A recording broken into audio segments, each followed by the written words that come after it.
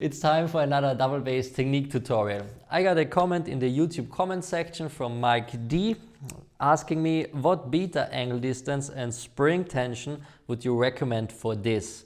By this, Mike is talking about the ankle technique, and that's today's topic. So we're gonna talk about the pedal settings I recommend when you first start out using the ankle technique, and I'm gonna talk about the settings I use for speed to make it easier to play at higher tempos, and also for power.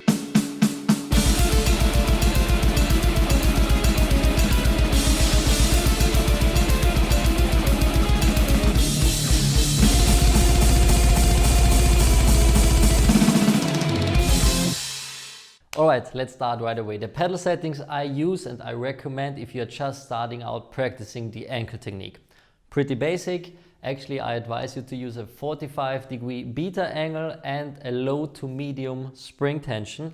But this one is really important. There's no such thing as perfect pedal settings because we are all different, and the perfect pedal settings for me are not going to be the same perfect pedal settings as they're going to be for you, especially when it comes to the spring tension.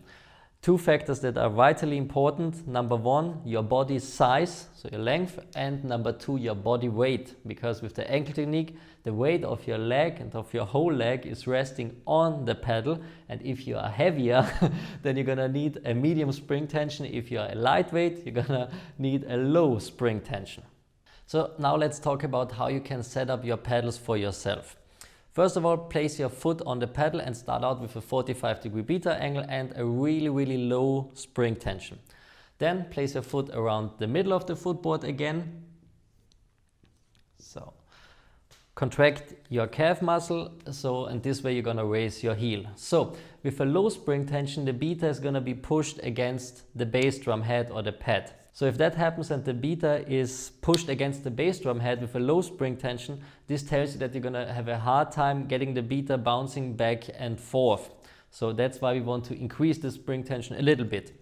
Then repeat the same thing again, the same sequence. Place your foot around the middle of the footboard, contract your calf muscle, raise your heel, and just check if the beta is buried in the pad or the bass drum head, or if it stops right before the bass drum head or pad, or if it even touches the pad slightly.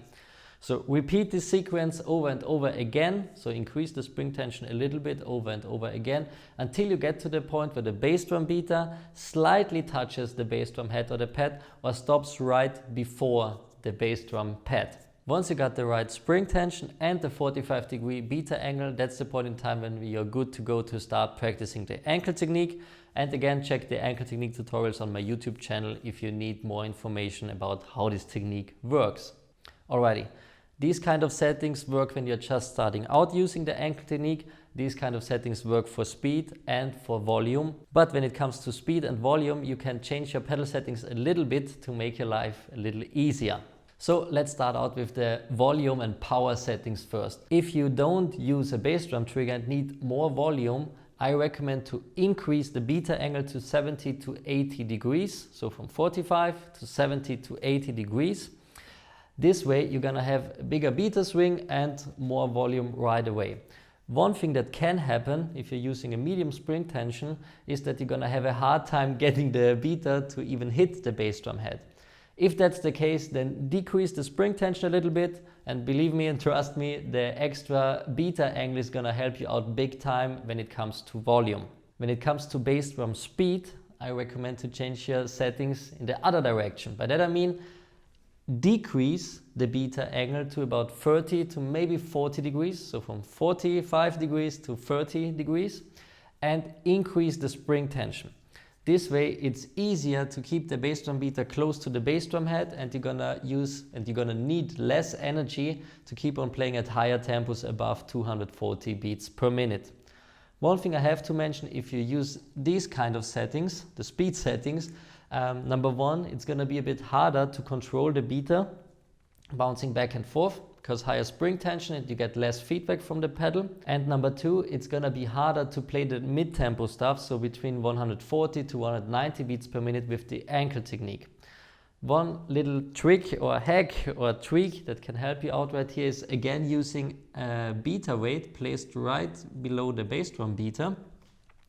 This way your pedal will slow down a bit, but it will only slow down if you let the bass drum beater return right here.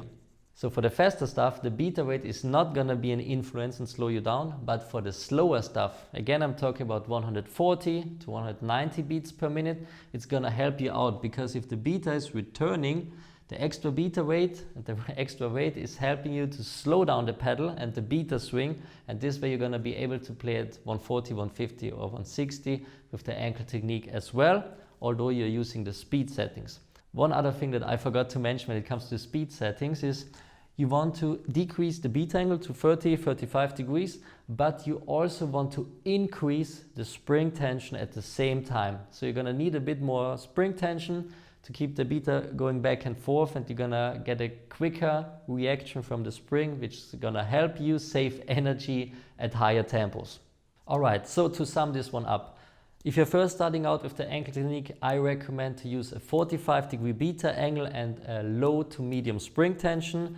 Just spend some time to find the perfect spring tension for yourself. By perfect spring tension, I'm talking about the spring tension that helps you lift the weight of your leg. And since we are all different, I cannot give you a recommendation for the perfect spring tensions. You have to find it out yourself, and I showed you how to test that. Second, when it comes to power and speed, power you want to increase the beater angle and decrease the spring tension. For the speed settings, you want to decrease the beater angle and increase the spring tension.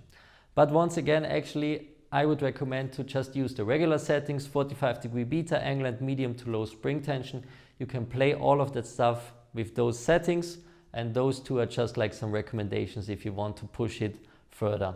Alrighty, that's it for today's tutorial video. Hope you enjoyed this one. Don't forget to comment below if you want me to cover a certain topic next on this YouTube channel.